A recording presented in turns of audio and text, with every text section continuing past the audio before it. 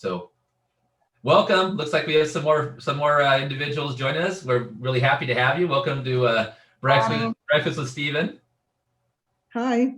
Hello. So yeah, COVID, absolutely terrifying, absolutely real. New variants will spread. We'll have whatever vaccine you can get it. It doesn't matter which one. All of them are better than our average and typical flu vaccine that we get every year. Typically, the flu vaccine is changed. So every year, no one really thought about the flu vaccine. You just kind of either got it or you didn't, or you had some kind of weird idea of why you wouldn't. With the flu vaccine, it usually was like 30 to 50%. That was it. Because usually the flu season, there's 5 different flus going around, or different flus. There's like flu A, flu B, flu AB, and H1N1, which was a pandemic before. And so we had the H1N1 pandemic back in I think it was like the 2010s, maybe it was like 2013, 2014. I was in the hospital working then, directly in the ICU, and we were able to squash the H1N1 because we did all the right stuff. And then we all got a vaccine. It was put into our normal vaccines every year, and everything improved. This time, what we did is we chose not to do any of that stuff. We chose to spread it all to each other. We spread it mostly to the baby boomer generation.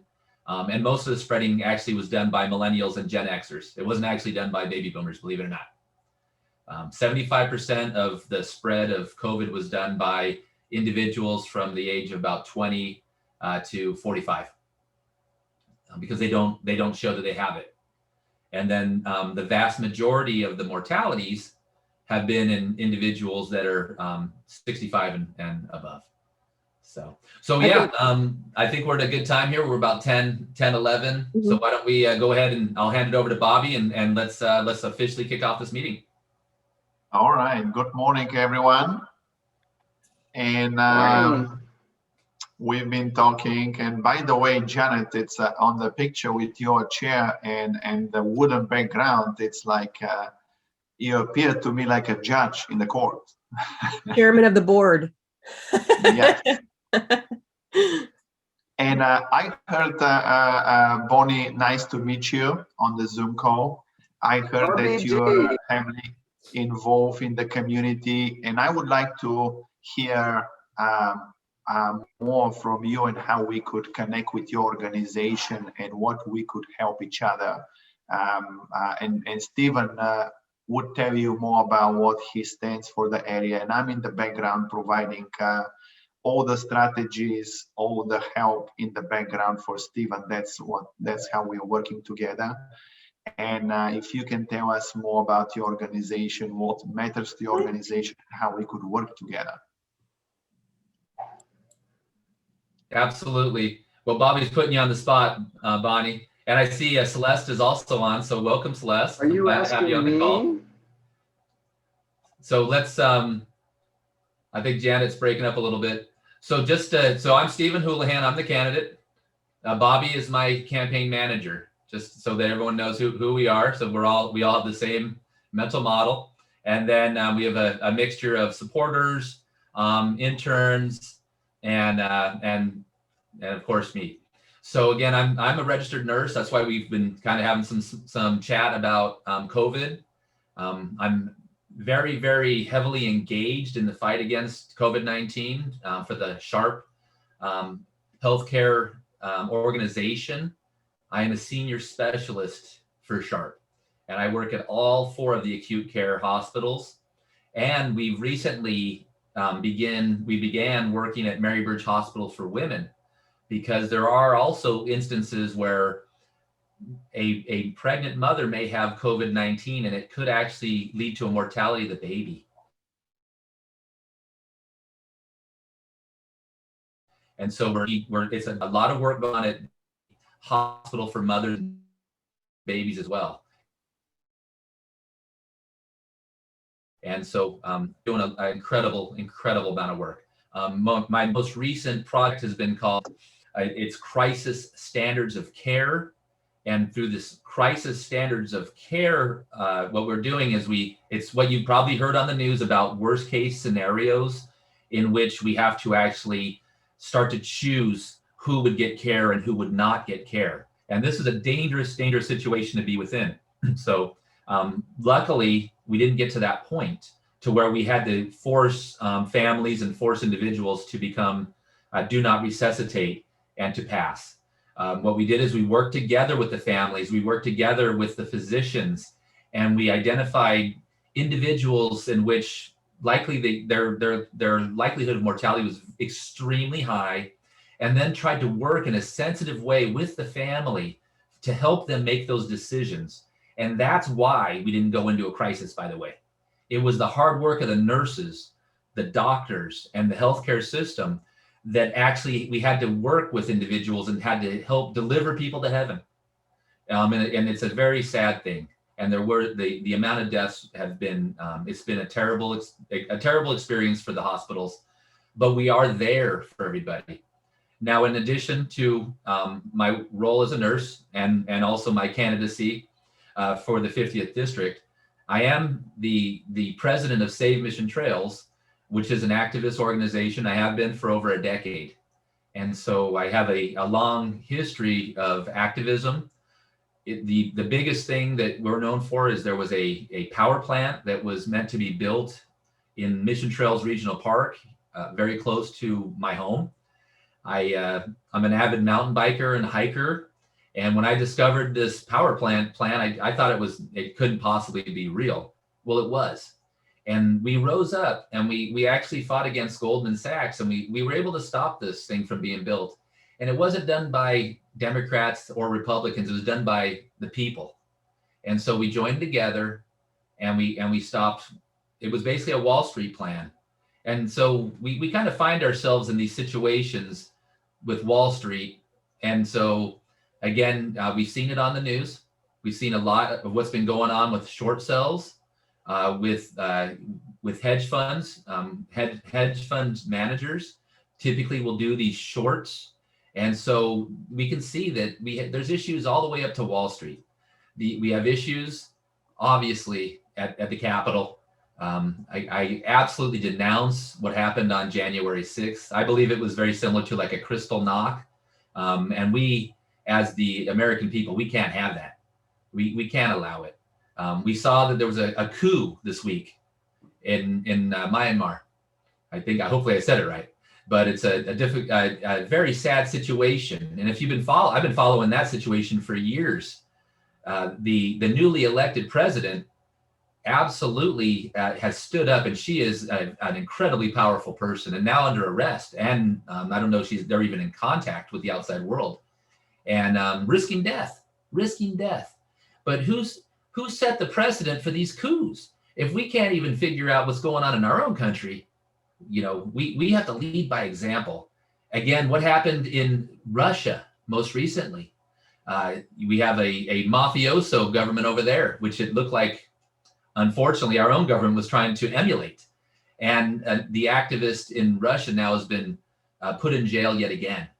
And so as the shining light of democracy in the world, we've strayed. And so now it's time for us to change that. And that's the plan here in the 50th. And again, they may rewrite the district. It doesn't matter. I want to bring a science-based approach to government. So again, I'll give it over to Bobby, and I want to take questions because I want to hear from you. I think, Stephen, because we have new members or new people join our discussion here, I think it's important that we tell them a little bit more about what you stand for, and maybe you can tell them in short about your mayor race. And there was nobody else to race against an established corruption, local corruption. And even if it's on a local level, what you did, you're not just an activist to fight corporation, but you're very proactive and pro-people and pro-uniting people, actually. Maybe you can tell a little bit more about these values and why you decide to take it from a city level to a national level, where we need to save the country and we need to address the issue in the roots, not up in the, spray the pest up. We need to go in the root and fix things down. Absolutely, Bobby. So after I started learning about politics, I'd always followed politics and watched it on the news and took classes in the university. But again, knowledge needs to be applied. And so I started learning about local politics. And when I started going to the council meetings in the city of Santee, and I saw an incredible amount of corruption, and I couldn't believe it. And so I kept going to these meetings and seeing such terrible corruption, and I just couldn't take it any longer. And so then I ran for the council. When I ran for the council, they didn't want me on there. Of course, they didn't want me on there because I had ideas and I represented the people. And I believe that the Santee City Council is one of the most corrupt councils probably in San Diego. It's absolutely horrible. The actions they take are in the exact opposite, in exact opposition to the people. And this is what I saw time and time again, placating the people. Then I discovered the level of corruption because eventually in running, I learned how to I learned how to fill out my campaign forms. I started reading theirs. And then I saw where the money was coming from. And ultimately, once I followed the money, then I know the truth. And the truth is they didn't care about anything to do with Republicanism or Democrats or nothing like that. All they care about is money. And that's where the root of corruption is. Now, money is important. But again, when we elect somebody, we want them to speak for us and use the best judgment for us. Maybe not do exactly what we say, but they only cared about what they thought was in their own interest. And so as a city council member, I fought them for 4 solid years. And a lot of great things happened within the city. The first thing was I was in all the meetings. So then they could not be as corrupted as they were. Also, I fought for aspects of a climate action plan and a science-based approach and knocked down all of their propaganda ideas about climate change because they are very much not science-based. These individuals, most of the people in government don't seem to be. And so absolutely, we were able to stop the power plant. We were able to stop a gas pipeline from coming through the city of Santee that was another boondoggle. And then also the climate action plan itself and community choice energy, because we know that Sempra, SDG&E, they are a for-profit entity, Wall Street entity, but they don't take the risk. It's like a guaranteed annuity that they get paid. But if there's a fire, we pay. And so again, that's why 100% I support community choice energy, because if we take the risk, then we should gain the reward.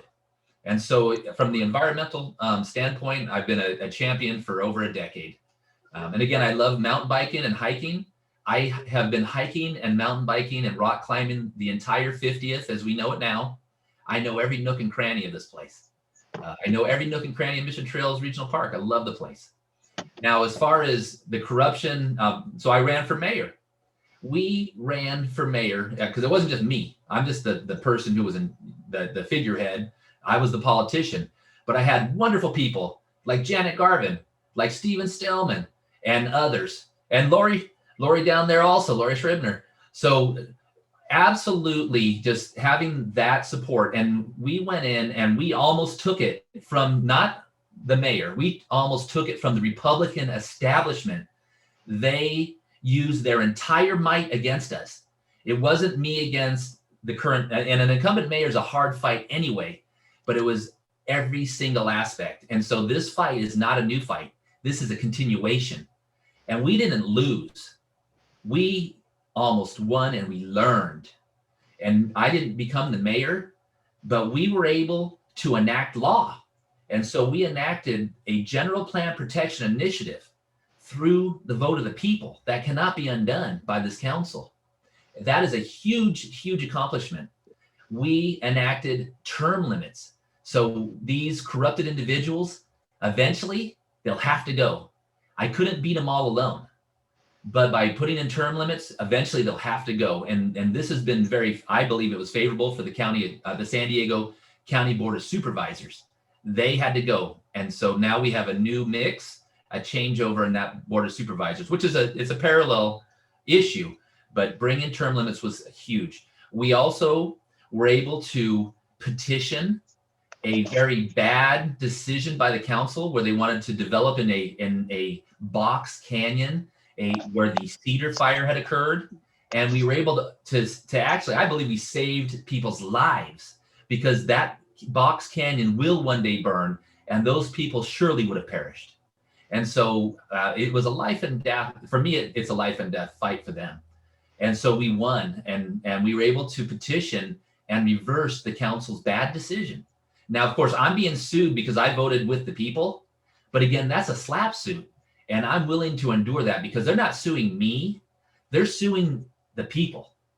They're trying to keep us all down, and they're trying to keep our First Amendment right to freedom of speech. They're trying to diminish that, and we're not going to back down.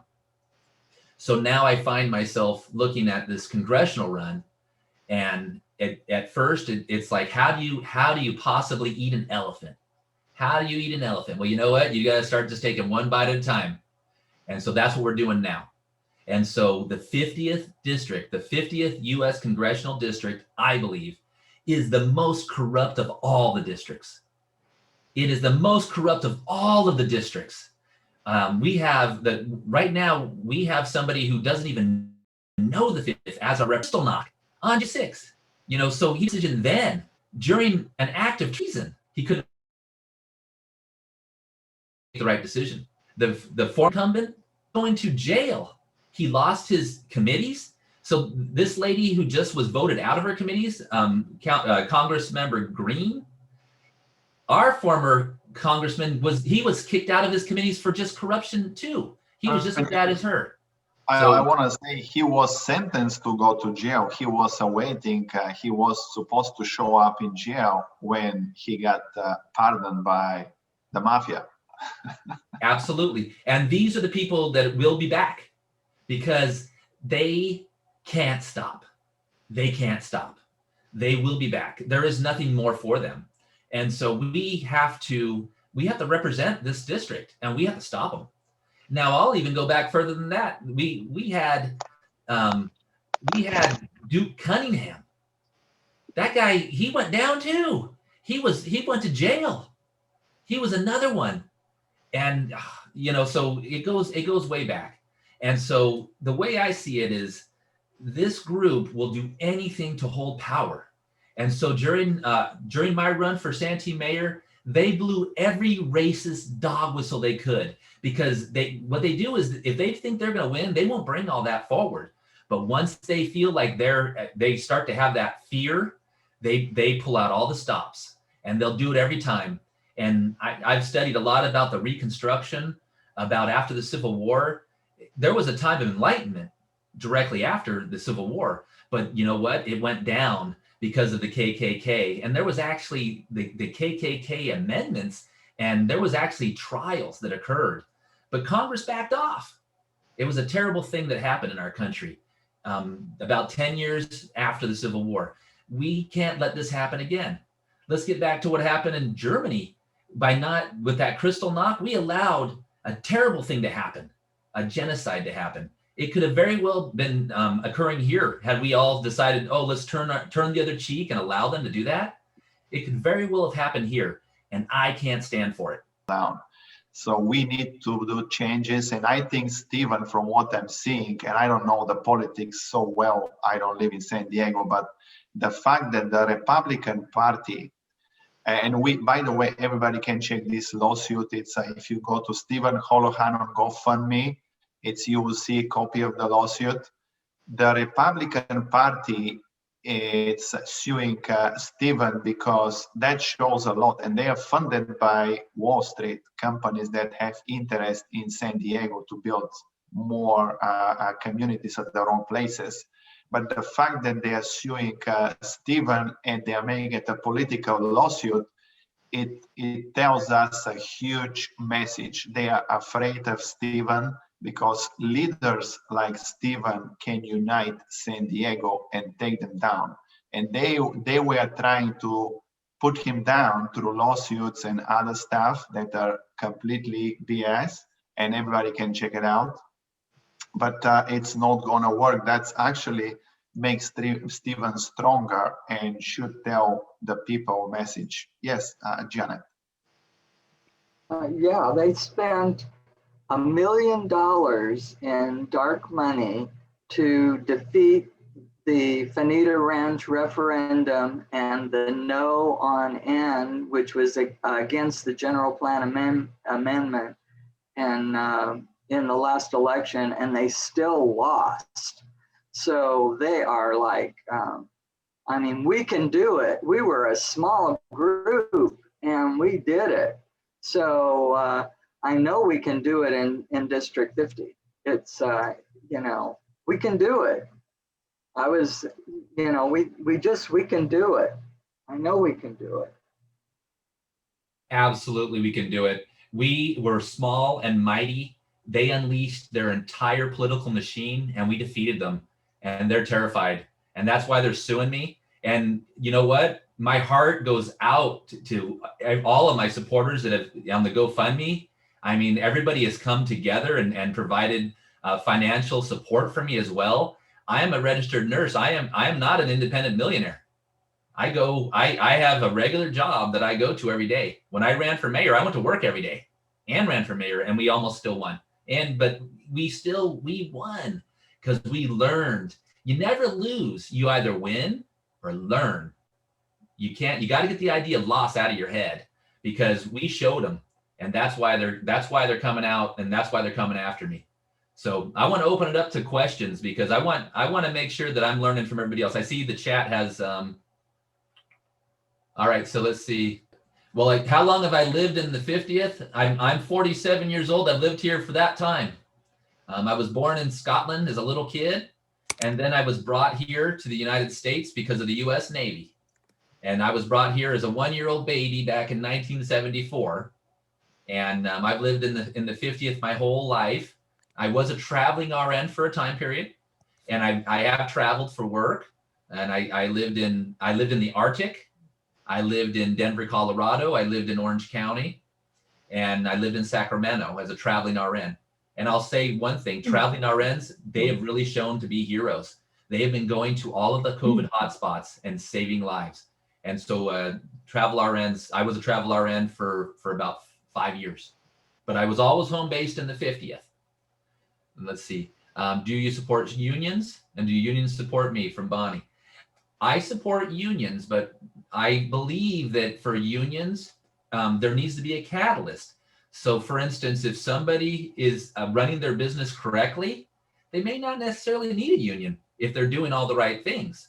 Now, I work for Sharp, and when I was a young nurse's assistant, because I was a nurse's assistant before I was a nurse, and I've been a nurse for near 25 years, they went through some negotiations in which they started a union. Now, at that time, the union was necessary because the administration had strayed and they had drifted away from the needs of the people. Now, the union, now I'm not actually part of the union because I'm part of the administration at Sharp. So I'm considered non-bargaining, but the union has done a lot of very good things for nurses. There are unions that we're talking to, and I expect that we'll get support from them. I believe that the right to organize is the key. It's not that you support every union, it's that I support the right to organize, so that if there's a breakdown between the administration and the workers, then a union should be able to. And then are you good at raising money? Now that's an important question. I am so blessed to have Bobby as my campaign manager. Bobby is an accomplished businessman.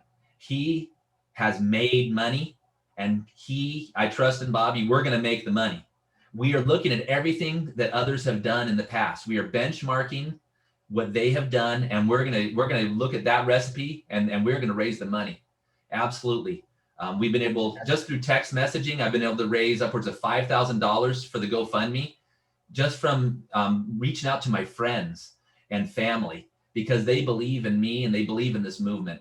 And we already have the congressional committee. So it's not whether I'm considering running, we're running. It's going. We're not waiting for lines to be drawn. It doesn't matter. We're going, because COVID is killing people. We need a COVID relief bill. We need it now. We need the supply line for vaccinations worked out, and we need it happening now. I have a master's in business. I have a master's in healthcare systems administration. This is what I'm here for on this earth, is to try to help everybody. I see, yeah, the requirements to entry for police jobs are inadequate. Absolutely. We need to train. I train nurses. We need to train our officers. We need to train them. We need to train them about their implicit racial bias. We all have it.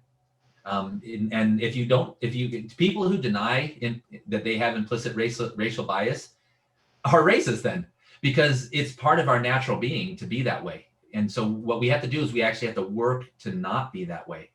I consider myself an anti-racist. So not only, I don't just turn my head, I'm not going to tolerate it. And so we all have to become an anti-racist. We have to be able to identify racism and not just, say, well, I'm not a racist, but that person is. We need to point it out and say, you know what, that's racist and that's bad. It's not okay. So we have to educate, more education for our officers, absolutely. And our military.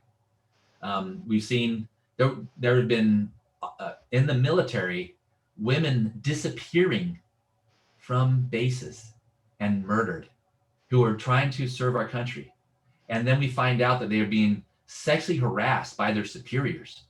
So not only do we have to have that training for our officers and law enforcement, but we have to have that for our military. Absolutely. If a woman, women, and I believe if you're transgender and you want to serve our military, thank you for your service. Absolutely. I'm a nurse. When I first became a nurse, I was made fun of horribly for being a man who was becoming a nurse. And it didn't matter to me because I had aspired to be a physician, but I didn't have that kind of funding. So I guess I could have, I tried, but being a nurse worked out for me, and no regrets. Military budget is huge. Yeah, it's pretty ridiculous. Afghanistan has become the longest war in history, longer than World War II. And it looks like, we're looking at the potential of pulling out and a civil war breaking out. So just like the Soviet Union failed in Afghanistan, it looks like we're heading towards failure as well. And we threw so much money at it and it didn't work. Do I support our military? My father was in the Navy. My grandfather was in the Navy. My grandfather fought in World War II. They went and they weren't asking questions. They went to, he was in Northern Africa and in Italy. And he drove, if you've ever seen Saving Private Ryan, when the very beginning, when they're bringing those boats and then they just drop the front of the boat and everyone just runs out. That's what my grandpa did. And they didn't go to try to be friends with Nazis. They didn't try to be friends with neo-Nazis. They didn't try to be friends with white supremacists. And my grandfather, he survived that experience. He went on to fight in North Korea. And that's another conflict that never ended. We still have that issue there, and also in Vietnam. So absolutely, I support the military, but I don't want to send them into their deaths. And then there's China. China is they are basically going to be the giant economy. That is an unstoppable reality. Their economy is greater than ours. They are building their military up as well. And so what we need to do is be looking at what's our threat. We have Russia. They're probably not even the big threat. The real threat is probably China. And so I think the Biden administration has identified that as well. They steal intellectual property from us constantly. The yang is not even, it's not pinned. So it's not a controlled monetary, their money, they can change their monetary currency value at will. So yeah, we have to look at that. It's really important. We should be productive here. We should have some economy here in things like masks, in gowns, in the ability to create syringes so that we can vaccinate. We found ourselves unable to do anything with COVID. We at Sharp, we actually built a N95 mask factory because it just didn't exist in the United States. I think we are getting late, Stephen, and it was an exciting meeting. So it's we are looking forward to seeing everybody next time. And please stay tuned. And if you have any questions, please always reach to us. We are very down to earth and very reachable. by cell phone, by email, by anything. Absolutely. And I just want to thank each and every one of you for joining us. I really want to thank my interns. I want to thank you guys for believing in me. I want to do everything to help you to be successful too. I've always helped interns. I've always helped build people up, and I, as a former associate professor and nursing instructor. So thank you, all of you. Thank you. Thank you, everyone. Nice to meet you, and looking forward to stay connected.